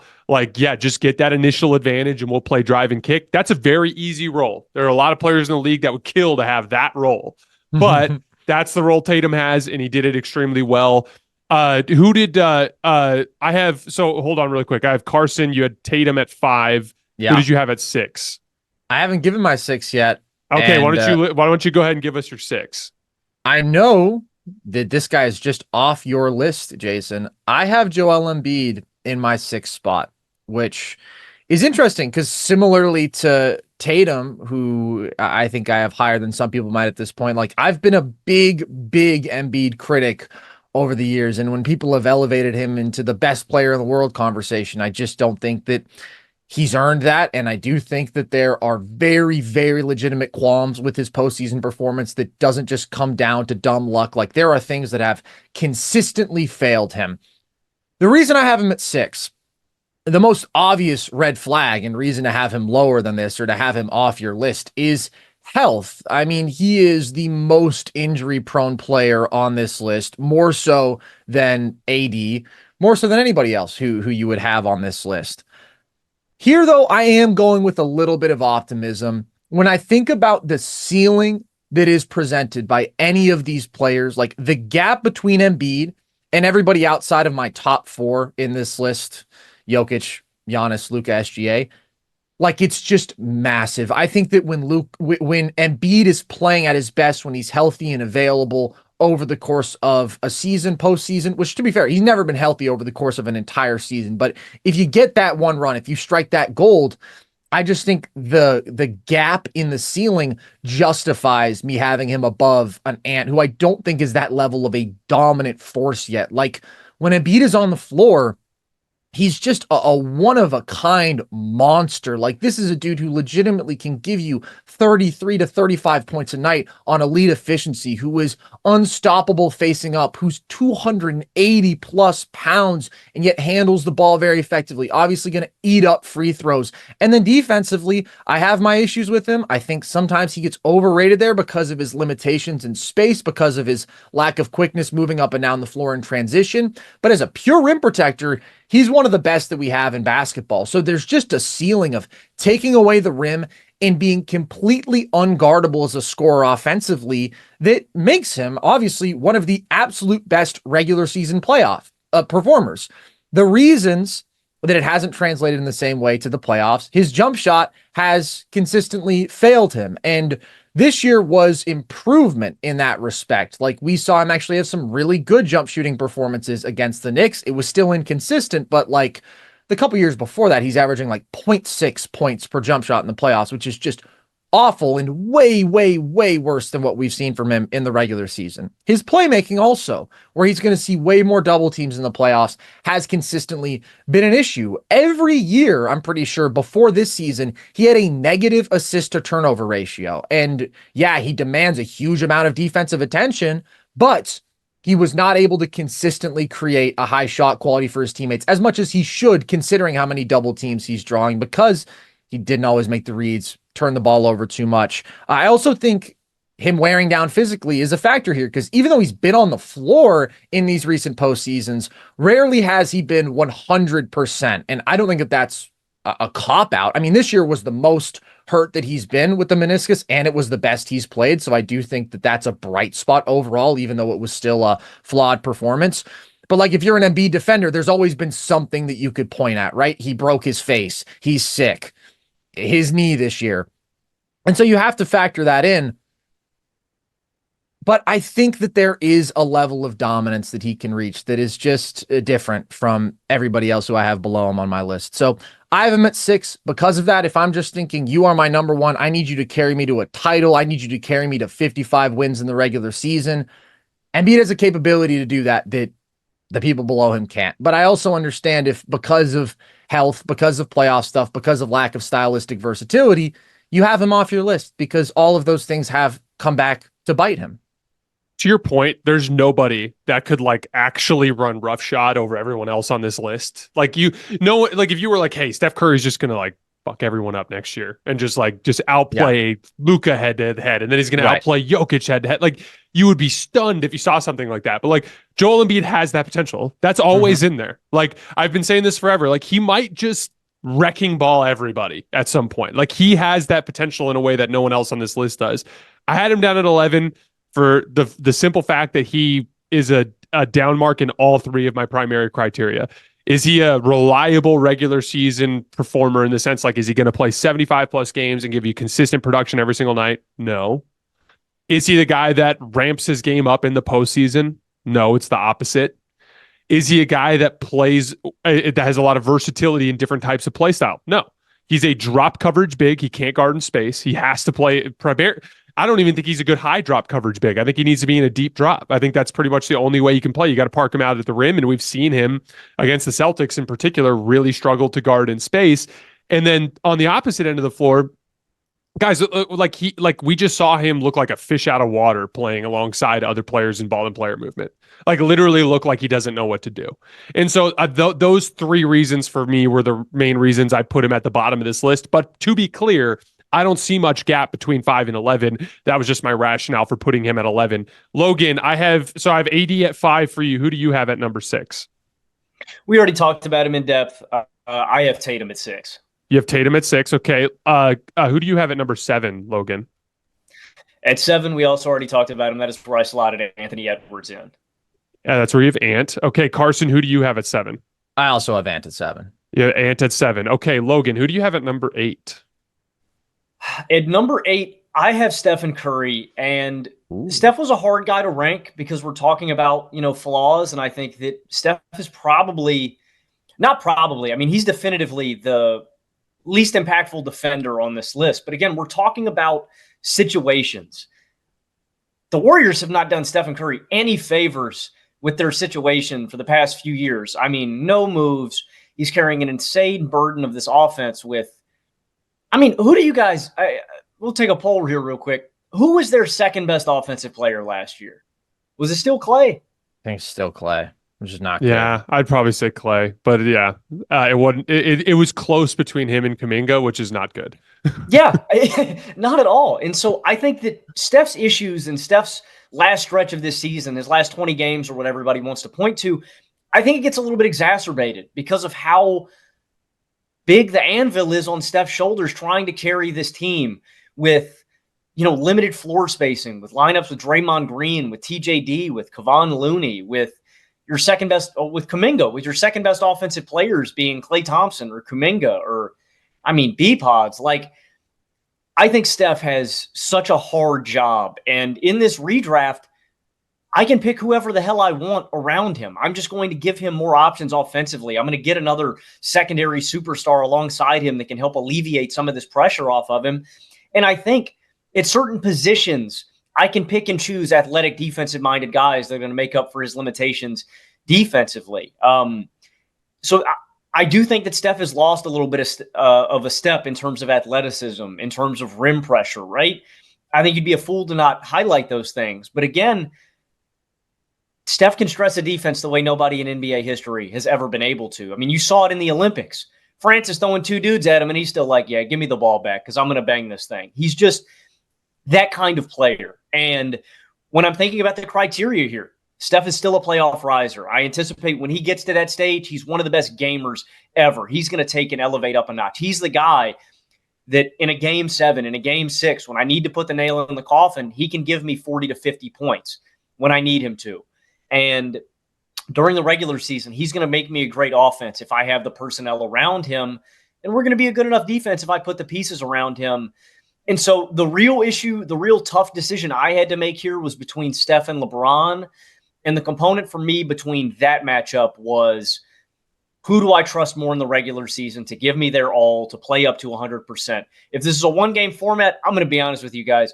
I think I might take LeBron over anybody. That includes maybe not Jokic, but I was going to say, settle down, Cowboy. LeBron's one of the top 3 guys that I'm taking in a single game format. But when we include the regular season component of it, that's where I have a harder time ranking LeBron. And so that's why I gave Steph the nod over him. But I just think he's got a really tough burden on his shoulders in Golden State. And in a hypothetical redraft situation, I think I could build a really, really competitive team and a better team than the Warriors have put around him. Around Steph. The Steph Curry thing is super challenging because, like, I am such a huge believer in Steph, but my belief hasn't matched up to the actual basketball that he's played over the course of this calendar year. Over the course of the final 23 games of the regular season, he averaged 22.7 points per game, 4.8 rebounds, 5.2 assists. He shot 41.9% from the field, 37.5% from 3. That's not like a little bit of that's not superstar production anymore. And then he was pretty bad in the winter, the winter go home game. And then he was pretty bad with Team USA up until the final 2 games. And even then, like, I was like frustrated watching the Serbia game because, like, he was hitting all these shots at the start of the Serbia game, but, like, at the same time losing shooters on the other end, not doing his job and giving up points. And, like, there's a certain amount of, like, athletic physical decline. But then there's this, like, other side of me that is such a believer in all the intangible things that Steph does, like just something simple, like just him running around is an offensive engine in a way that it isn't for other teams. And, like, even with Team USA, like, even when he wasn't shooting well, he was still creating all of these openings and these opportunities for people. And, like, I think he's one of the best leaders in the league. Logan, I agree with you. Like, I think LeBron, there's like a certain amount of, like, will he try hard tonight? Whereas with Steph, like, I at least think he's going to try, like, he just has a more consistent nightly effort kind of regimen in the regular season. It's kind of like part of his identity. He's one of the most well-conditioned stars in the league. But it's just tough because, like, there's been a legitimate defensive decline. Like, he's gone from being a guy who's slightly above average on defense to probably more on the below average side. He just isn't as athletic as he used to be. As far as everyone talks about the roster, and I agree, like, he has easily the worst roster of these 11 guys. That goes without saying. But in 2021, he had an even worse roster than this. And he, like, no Klay Thompson. That was the Kelly Oubre year. That was the Kent Bazemore year. Like, that was a funky ass roster. And he was torching everybody because he still had that unbelievable superstar high end. So, like, I have this part of me, like, and I truly believe this for the record. I believe that there's a good amount of slump going on there that he's going to bounce back from. And I actually believe that Steph's going to have a big bounce back season.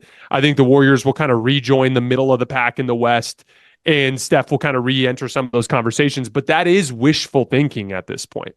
That is not based on actual basketball that is taking place. Like, we are on a large sample now of Steph not looking like Steph, with exception of really small bursts. And so that, with that being the case, like, for instance, like LeBron and KD, both of them just simply have better cases to be above Steph at this point.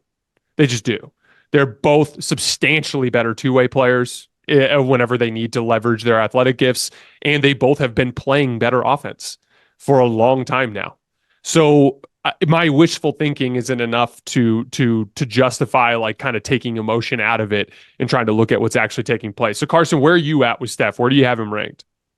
I have Steph at 10, so I do have him below LeBron, but I do actually have him above KD. And the one thing that I'll push back on with him in relation to KD is that I do still think he's a better offensive engine. I understand KD's scoring efficiency is always going to be phenomenal. His scoring production is always going to be phenomenal. But when you talk about the way that Steph stresses a defense in a way that we've never seen before, like, that is still leading the Warriors offense to produce at a level that does not make any human sense. With him on the floor, they were an 82nd percentile offense this year. Like, how is that possible with Klay chucking up the worst shots you've seen in your lifetime, Wiggins just off again for an entire year, and often two complete non-shooting, unskilled scoring bigs on the floor, an 82nd percentile offense? Like, I do think that's where we have to give him at least some grace, some benefit of the doubt for the situation, and give him credit for what he has managed to salvage, for making them a good offense in a competitive basketball team when there's just no reason that should be the case. He's still also one of the most efficient scoring guards this year. Like you mentioned his slump, Jayson. In spite of that, he was still 62% true shooting on the season. So for all those reasons, I still think he belongs on the list. I think people who are talking about the fall off of Steph need to settle down, understand the context, understand his one-of-one impact. Like, if you want to compare him to Brunson, I'm sorry, man. I just don't think that's like a real conversation yet. And I do think it's worth remembering, last time it felt like Steph had regressed was in the 2022 regular season. And then he had maybe the best playoff run of his career. And then he had another phenomenal regular season and a really impressive postseason overall in 2023. So although I do think he's clearly taken a step back, I mean, Jayson, you're talking about 2021 Steph. That's not the Steph Curry that we're seeing, right? He's very clearly not that player, nor is he 2022, nor do I think he's 2023. But people who think the sky is falling, that he's not a top 10 player, I think are taking it too far. But we're talking about a lot of elite players around him who do have different levels of two-way impact, who do have just completely different levels of physical imposition. And Steph has taken a bit of a step back defensively. He has taken a step back athletically. I mean, he never gets to the rim anymore. 7% of his shots were inside of 3 feet this year. Like, you compare that to peak Steph, even, 5 years ago, like, that number was in the low 20s. And so that, although he is the best pull-up shooter we've ever seen, does take away an element of his scoring game. Not a major one, but a slight one in terms of both production and efficiency. And it wasn't his best playmaking season. So I have Steph down at 10. I do think that when I compare him to an AD, like, the two-way impact just surpasses him. When I compare him to a LeBron, I do trust LeBron to very consistently get what he wants more, because he still has such athletic advantages and so many ways to score and create for others. But Steph is still one hell of an offensive engine, and he still deserves a spot here. Yeah, it's tough because, like, if we were using my criteria from last year, which was strictly like, how good of a season did you have? He has no case for top 10. Steph has no case for top 10. Like, Jalen Brunson did have a better season than Steph last year. That is all stuff that you could get into. We are putting him at 10 as a sign of respect and what we know he's capable of. That slump in 2022 was something that I was calling attention to at the time. And that's one of the big reasons why I do believe he's going to bounce back this year. Mm-hmm.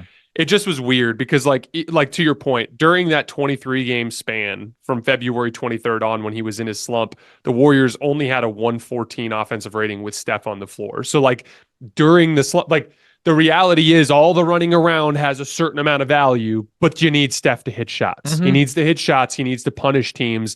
There needs to be another level of production there that he hasn't been able to get to. But like, I think I would love to just see him get another chance because he is not set up for success at this point in time. And so I'm hopeful that Golden State gives him a little bit more firepower so we can at least maybe see whether or not this is something that he still has in there. So, Carson, who did you have at number 8?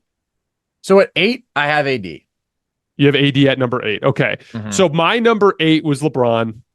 I think LeBron is playing, if you strictly look at basketball played in this calendar year, 2024, I don't think anybody has played better basketball than LeBron other than Luka and Jokic. I think that his playoff series was magnificent in a way that is like actually kind of overlooked. Like this is what, like the 2 games where Jamal Murray hit the game winners, LeBron was awesome in both of those games in clutch time. Like LeBron, if you would have said, hey, it's going to be a crunch time game and LeBron's going to hit these shots, you're like, oh, Lakers are winning this game. The problem is Denver scored on every single possession down the stretch. And a big part of that is they are playing 3 average to bad defensive players at all times because of their roster construct. They have Austin Reeves, who has no business guarding the opposing team's best perimeter star, guarding the other team's best perimeter star, right? Like Michael Porter Jr. was absolutely cutting up Rui Hachimura in screen actions because he just wasn't paying attention and getting lost off the ball.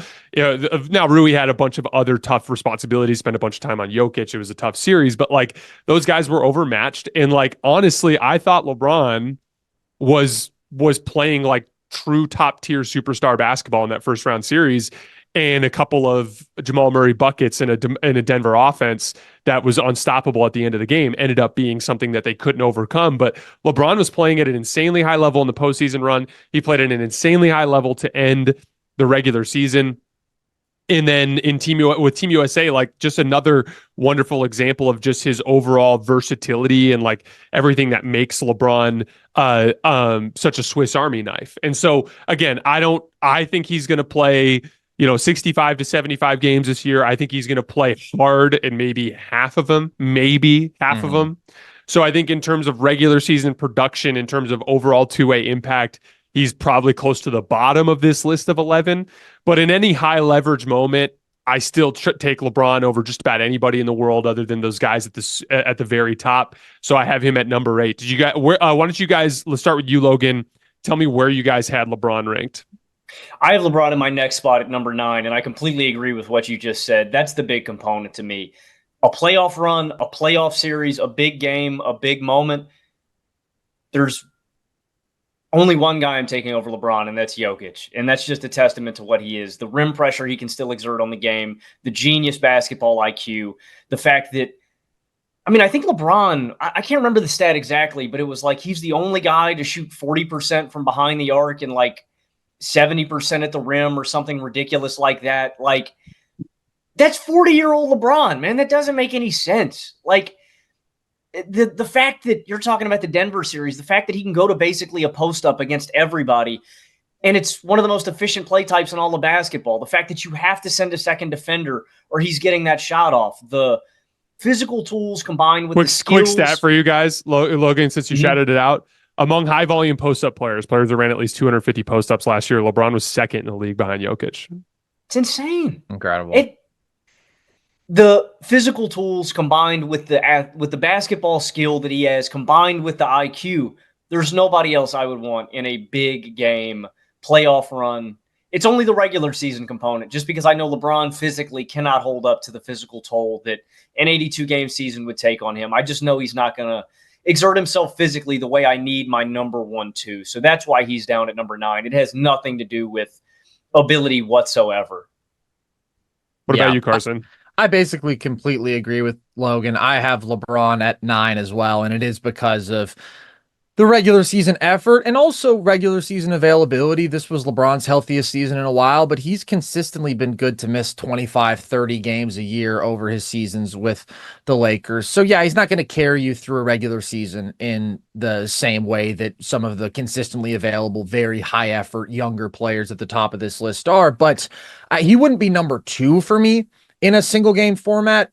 But I do think that he would probably be in my 5 spot. I still believe very, very deeply in the consistent offensive brilliance of LeBron. He's a top 3 transition scorer in basketball. He's an absolute freight train. He's a genius playmaker. And he just had the best jump shooting season of his career, which I think was huge to him having such a great postseason, such a brilliant regular season offensively. Like when he's a 40% 3-point shooter, when he's that effective, a spot up player, I mean, there's just not anything approaching a hole in his game offensively. He's probably the most versatile offensive player in basketball. And when he wants to be still an above average defender, still very good hands, still very smart, good defensive rebounder, an above average low man, I wouldn't call him a good defender in totality because there's so many instances in which the effort and the focus just isn't there. But again, if we're talking not about in the regular one game, season, yeah, not in the regular season. He's LeBron is a bad defender in the regular season. Absolutely.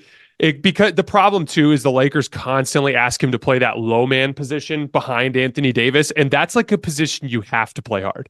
Yes, and LeBron will just be like, "I'll just concede this layup on the roll because I just feel like taking this possession off." Like, but he's also one of the best at it when you need him to be. You know what I mean? So like, that's the how do you quantify that? You know? Yeah. Well, that's very much the story with LeBron, right? We know that he's not going to be the regular season performer of these other guys, but we know in a high stakes situation, like he's still among the absolute best of the best. And the fact that that is still possible at 40 years old, that he's going to be this season, I mean, it's just unfathomable. We've never seen anything like it. You know, Kareem, incredible longevity. Karl Malone, incredible longevity. We've never seen somebody playing at the level where you say, yeah, in a high stakes scenario, like they would be one of the first 5 dudes or even first 10 dudes that I would take off the board at 40 years old. It's unthinkable. So a couple of quick LeBron stats before we move on. So his final 22 games of the regular season, that's post All-Star break. So LeBron post All-Star break, 28 points, 8 rebounds, and 10 assists. 58% from the field, 45% from three. Ridiculous. That's 67% true shooting. Like that is absolutely outrageous. He shot 4 for 5 in clutch situations in the Denver series and somehow lost both games. And like what's crazy too is like he was hitting like tough contested mid-range pull-up. Like he was hitting like superstar shots too. Like he looked like playing like at that top tier superstar level. It just wasn't enough with that particular team. And I think, you know, so much talk around the Lakers. That's one of the most common takes that I get is like, oh, if LeBron's at 8 and AD's at 6, how were they a play-in team? And it's like, well, they had that 3-10 stretch, which obviously kind of nuked their regular season. But also, I thought the Lakers were good last year. I mean, they literally had 17 wins against teams in the top 10 in point differential that tied the Celtics for the most in the league. Like I thought they did as good a job against Denver as you can do in a loss as you can do. You know, if that was a couple of Jamal Murray shots away from being a much longer and more of a coin flip type of series. Like and LeBron and AD were both great in that series. I mean, AD was the best offensively that we've seen him easily since the bubble. LeBron was brilliant. Like it was just an all-time disaster class from the role players, and there's issues in roster construction, as you mentioned, but I understand how it seems counterintuitive. I also don't understand how you can actually watch and disagree that these are 2 top 10 players. Like they just are. Watch how LeBron dominates the game offensively and impacts it defensively when it matters. Watch AD as, again, the best defensive player on the planet and a brilliant offensive player. The efficiency, the physical imposition from both of them, like they do their job. They play at an extremely high level. The team around them just isn't what it needs to be. And also they've played the Denver Nuggets the last 2 years in the playoffs, and that's a really tough draw. It's like anybody who watched that series and came away thinking LeBron and AD aren't good enough, I just don't know how you could think. Like, if you watch that series, Agreed. It was so abundantly clear what was happening. It was like, Austin's their dude. Austin's the one guy they know they can count on. He's like a real player. And by the way, that he's doing what he's doing offensively while shouldering the lead point of attack defensive role, which is something he has no business fucking doing, and he's doing it. And like, if you watch it, it's like, oh, we all have known D'Lo's a bad playoff performer forever. Well, guess what? He bageled in the must-win game back in Los Angeles when they needed him, right? Like that's to be expected. That's the D'Angelo Russell experience. And then one of the biggest matchup swings of that series was Michael Porter Jr. outplayed Rui to such a dramatic extent, it was impossible to overcome. Like, I actually thought, because Jamal Murray was so bad, other than the 2 shots, I actually thought LeBron and AD outplayed Jokic and Murray. Now, I would say it was closer to even just because of those 2 Murray shots. Like, say what you want about Jamal. Those 2 shots he hit were just unbelievable shots. But LeBron and AD did their part to make that series a real series, and the other guys got their ass kicked. Because guess what? The other guys are better. If you told me going into that series, who do you like? Do you like KCP, Aaron Gordon, and Michael Porter Jr., or Austin Reeves, D'Angelo Russell, or Rui Hachimura? Who you taking? I mean, it's not rocket. It's not rocket series. It's not rocket science. But anyway, let's tie this thing off. So I had KD at 9. My reasoning for having KD over Steph is, when Steph is actually playing like Steph, I'm a big believer in Steph's overall offensive impact, and I would have him over. It's just the theoretical element I was discussing. KD's been playing much better basketball as of late, and that to me just kind of makes him a little bit of a safer bet heading into this particular season. As I talked about, I had Steph at 10 and Joel at 11. Carson, I'm assuming you had, who did you have at 10? Steph? I have Steph. That's right, 10. Steph. And then you had at 11 Kevin Durant, correct? Correct. So, and then I want to come back to Kevin Durant at 11 really quick before we're done. Logan, who did you have at 10? I have Joel Embiid at 10. Okay. It has a lot to do with what Carson was saying, basically about shouldering the load of the number 1. Embiid is one of the most frustrating guys to watch, in my opinion. The flopping is one part of it, but it's also like the stagnation of the offense is more important to me. I just think that if Embiid committed more to doing little stuff like Jokic, and again, this is a pipe dream, but like little stuff, like dribble handoffs, like setting more screens, getting more guys involved. So much of the Philadelphia offense devolves get in into shape and run the floor. yeah, that's a great idea. So much of it devolves into an Embiid face-up touch at the elbow, an Embiid post-up touch, and these are efficient looks. Don't get me wrong, right? Embiid's one of the best scorers in basketball, but the offense grinds to a standstill. There's no flow. Other guys aren't getting involved. That's one of the most frustrating things to me when I'm just playing basketball. And obviously I'm playing at my local gym when nobody's moving. It's not aesthetically pleasing. It's not good basketball. It's not good offense. And a lot of that happens with Embiid. The regression in the playoffs, like we've mentioned, but it ultimately does come down to injuries. Embiid's been injured every single season of his career. But I can't leave him with my injury concerns, with KD, with Kawhi, with Jimmy. I think Embiid can shoulder a number 1 load better than those guys, while I have injury concerns about all of them. And so I know Embiid would frustrate me if I drafted him, but I would be comfortable just crossing my fingers and hoping that he can play 60 games for me and we can win, 90% of those games. I think that like fun to play with element is kind of under discussed. Carson, you mentioned this earlier when we were talking about Luka and how like sometimes it can be an ugly watch. And it's true. Like I wish it was possible for us to say like, hey, Luka is the second best player in the world. We're huge fans of Luka and what he does and blah, blah, blah, blah, so on and so forth. But also be like, it's ugly to watch sometimes. Like the heliocentric go stand in the corner, will set a high ball screen and then rinse, repeat. And every single possession involves maybe 3 passes at tops, sometimes even 1 or 2. Like that, it is not necessarily aesthetically appealing. It is not necessarily the most fun basketball to play. You know what I mean? And I do think that that's worth bringing up, and I think that's part of the story with Embiid as well. So our last bit before we get out of here, we'll start with you, Carson. Can I add one real quick thing on Embiid go ahead. before we move on? Sure. Because I do think he's really, really interesting when we're talking about these conversations, that we have all these factors like starting a team from scratch, factoring in health, all that.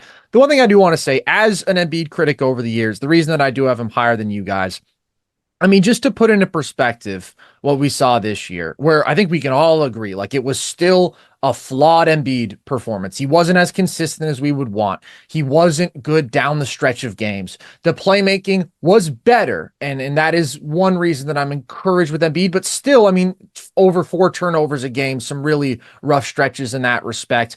And he's hurt. We look at all of that, and still he gives you 33, 10, and 6 on 59% true shooting and is plus 58 on off. His team was 58 points per 100 possessions better with him on the floor. Like, I do think there is just a level of ability with him that is so absurd that even when we can talk about all his flaws and his regression and all of those things are real, and there are people who try to pretend that they're not, and those people are not telling the truth. Like, he is not, he has never been the playoff performer that he is regular season. He hasn't really been that close, but this year was progress. And again, like, that production is overwhelming. There are very, very few players who could approach that. And we still agree that he can play much better, that there's areas that he can clean up on, that I don't think it's unreasonable to expect him to be at least marginally better in. And he was coming off a torn meniscus. That's all I'm going to say. I mean, he gave you 50 points on basically 70% health in a hellish environment in the playoffs. I mean, yeah, when he's out there, like, he's one of the most effective guys on the planet. It's just the one other thing I'll throw in there, and there's obviously context to this. And by the way, I agree with you guys. As I said, Embiid is the one guy that has that like ass kicker potential. Like, he could just go on a crazy run. Mm-hmm. But like, I feel like any of those top dudes, like Jokic, Luka, the guys that we want to compare Embiid to, they find a way to beat the Knicks. They find a way to beat the Knicks when they're injured. But here's what I'm saying, Jayson. None of us have Embiid with those guys. I have Embiid at 6. That's the highest. Logan has 10. You have him 11. So I think we're having a different conversation. Like, there are people having the conversation of him versus Luka, Giannis, Jokic, who I think all clearly have done more in the postseason, don't have nearly the comparable red flags. Like, they're all clear of him. My point is, when it comes to him versus the 7 through 10 tier, that's where I would just bank on his ability that puts him in the conversation with the top 4 for other people and in the regular season. Yeah, I think that's a good case. I think all of you guys have made good cases. And that's the point. Is like, all of this stuff is so subjective. I think 5 through 11 is such a toss-up on this list. And like, what I really wanted to just hear is your guys' basketball cases for it. You've done a really nice job. We're going to do one last quick round robin here, and then we're going to get out of here. Stay about a minute each. We'll start with you, Carson. Why do you have KD at 11? You both have KD at 11, so give your reasoning. So I touched on it a little earlier. In direct comparison to Steph, I do think that Steph is just a more transformative offensive engine because of the playmaking, because of the constant off-ball stress and the shooting. KD is a really good offensive player. I do think we've seen him just a bit over the last couple postseasons impacted by the lack of rim pressure. I thought that 2023 was an up and down playoff run from him. This past year, I get it. The scoring efficiency looks really good. I thought that he was really guarded pretty effectively. I mean, he just had some incredible over-the-top shot making that, like, you can't take away. But, I mean, Gobert was switching on to him really effectively. He wasn't creating for others. And he is in a much, much better offensive situation than Steph. And I don't think his two-way impact is enough to offset that, even though I do think that he's an above-average defender. So it's just the playmaking impact not being quite comparable. And he's obviously still an amazing scorer. But when people want to say he's the best scorer on the planet, I can't quite agree with that because he's not the same athlete that he was even a few years ago. And I think we have seen that. I mean, I think to the Nuggets series, right? Aaron Gordon guarded him really well. Of course, the Celtics series in Brooklyn was his low point. I think he's clearly bounced back. He's played much better since then, but like those really big athletic wings who can stay in front of him, be physical with him, just give him more trouble than anybody could for prime KD. Yeah, I don't have a ton to add on that. I mean, I do think he has a two-way advantage over Steph. He's improved as a playmaker as he's gotten older. He's still not an elite playmaker, and that lack of rim pressure and loss of athleticism really does matter to me with KD. He's really, really good, but when I also have injury concerns with him and some other guys that are off my list, I just think Embiid has the higher ceiling to propel me through if I needed a top dog, so to speak. But again, not to beat a dead horse here, hell, I'd hear an argument if somebody wanted to argue KD up at 5. I mean, the margins are so slim outside of the top 4. Health is also a very good point, though, Logan, because this is the only year that he's been healthy since he tore his Achilles. Like, with any one sort thing, of I'll give him some some grace there is the injuries that he suffered have been so fluky. Like there were two separate instances where someone fell into his knee. And then there was that bizarre one where he sprained his ankle in warmups. Remember? Like his foot slipped or whatever. It's not like he's like having wear and tear injuries that have been issues. Like it's been kind of like it's been a little bit fluky. And then last year he avoided those like fluky injuries and suddenly he plays 70, what did he play? 75 games or something like that. The one thing that's been weird with KD for me is like he's always been kind of known as one of the best one-on-one players in the league, and I still think he is. I thought that Steph and LeBron both deferring to him in that big possession against Serbia, just as like, and then him just hitting that nasty left to right crossover into the jumper, like you still can't do much better. But in the large sample, he did not have a good one-on-one season last year. When he was coming off of screens, he was so deadly. And a big part of that is because such a gifted passer can see over the top in a way that a lot of playmakers can't. Like that's been one of the coolest things to see develop about KD's game since his Achilles ruptured has been like pretty much starting in Brooklyn, like him identifying like, oh, all I have to do is call for a ball screen. They're probably going to show high and I'm going to get a 4-on-3 on most of these possessions. And he's consistently been one of the best pick and roll players in the league as a result of that kind of development in his game. But ironically, like his post up and ISO game has been on the decline in large part because he's just, like you said, Carson, like teams can put a really big forward on him now and at least force him to take contested jump shots. Does not get to the rim at this point in his career at all whatsoever, really. But at the same time, he's really picky, so he's very efficient when he does get there. It just is rare for him to go.